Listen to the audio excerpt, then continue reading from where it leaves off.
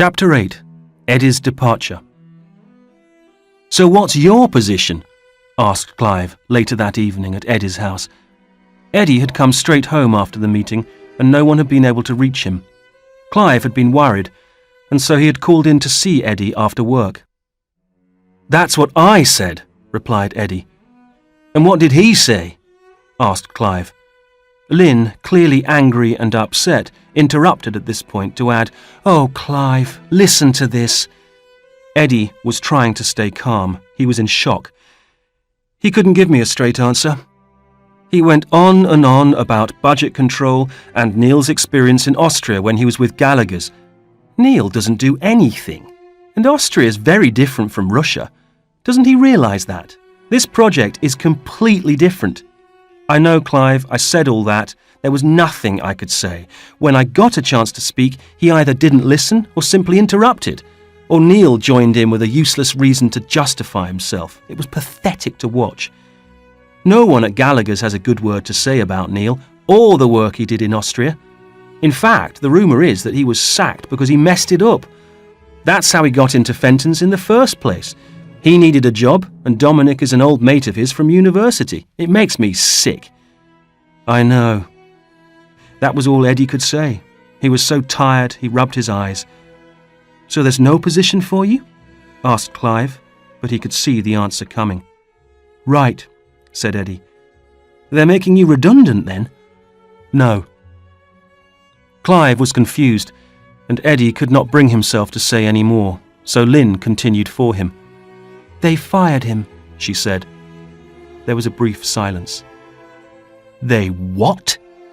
"Can you believe it? It's disgusting," said Lynn. Clive turned to Eddie. "I don't believe it," he said. "Neither do I," said Eddie, staring into space. "Fired for what?"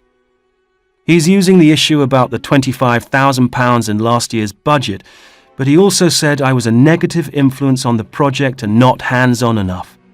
"You have got to be joking." Neither Eddie nor Lynn said anything. It was no joke. "You're very hands-on. The other day, he said you were too hands-on, didn't he?" "Exactly," said Eddie. "And in what way are you negative?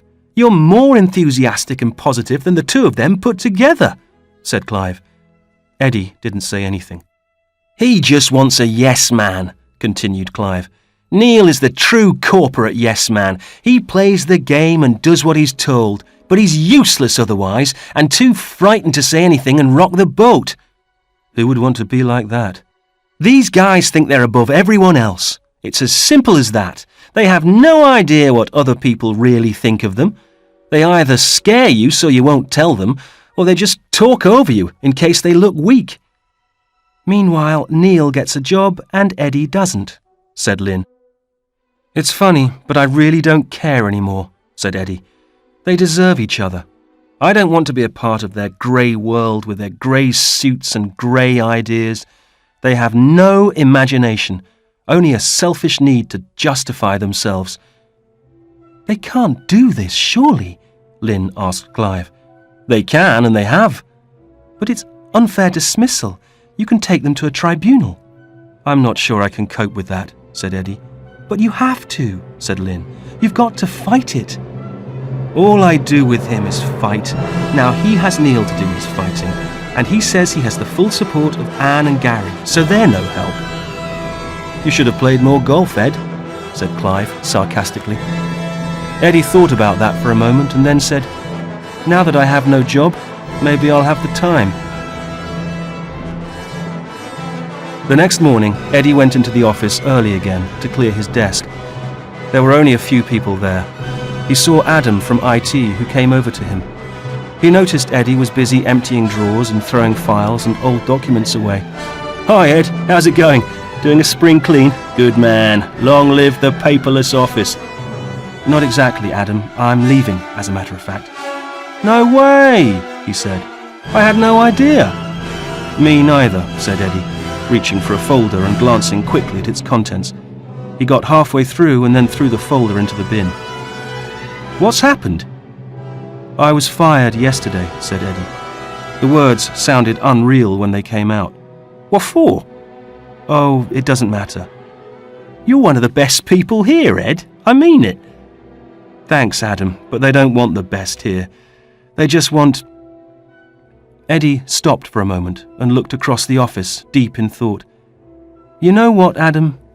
I have absolutely no idea what they want. He turned and looked at Adam. And do you know what the worst thing is? What? They don't know either. My guess is they just want to be in charge. Nothing else matters. They just want to move people around and feel important, said Eddie, slamming a cupboard door shut and pushing his chair away from the desk. They don't think about the people, their work, their customers. They don't care about loyalty. They don't care about building a business. They talk, have meetings and play golf, but they don't know the business, and they know they need us to make it work. You know your problem, came a voice from behind them. You were never a corporate man, Eddie. It was Neil. Eddie was completely taken by surprise. He was both embarrassed and furious to see him standing there. Adam started walking away. Look, Ed, I'll catch you later, he said. Let's have a drink before you go, okay? Sure, said Eddie, who decided to ignore Neil and finish clearing his desk. You need the skin of a crocodile in this business, I'm telling you. Eddie tried to ignore him and carried on throwing away files, paper, software manuals, everything. Besides, continued Neil, Dominic needs someone like me, someone more academic. He needs someone who can talk to him. Eddie stopped and looked at him. Was there no end to Neil's patronizing arrogance? Neil, you're deceiving yourself. Dominic wants a yes man, pure and simple. Now he's got one. Congratulations. You're upset. No, really? Amazing. How did you guess? Look, I don't have a problem with you. It's nothing personal. That's so generous of you, Neil. I feel so much better, said Eddie, moving up close to him. He could smell Neil's stale cigarette breath. Well, I have a big problem with you, and believe it or not, I am taking this very personally. I guess I'm human, not a crocodile. What would you rather be? I know how you feel, said Neil. You have no idea how I feel, and don't talk to me about how to talk to people like Dominic. He needs someone more academic indeed. What does that mean? And corporate? What is corporate? You have to play the game, Eddie. Maybe, but I'm not interested if the end result is turning into a grey yes man like you. Ask yourself the question, are you true to yourself? I wonder. Nice, Eddie. Very professional, said Neil, finally showing his irritation. And you know all about professional, do you? Open your eyes, really open your eyes. Listen to what people say about you. You're deceiving yourself, and I actually feel sorry for you. And if you want a second opinion, go and ask people here or your old friends at Gallagher's. Neil was walking away now, so Eddie shouted after him. Did they give you a good reference, by the way? It wasn't redundancy, was it? Eddie carried on putting things in his bag before sitting down to write an email to all his customers and colleagues to inform them of his departure.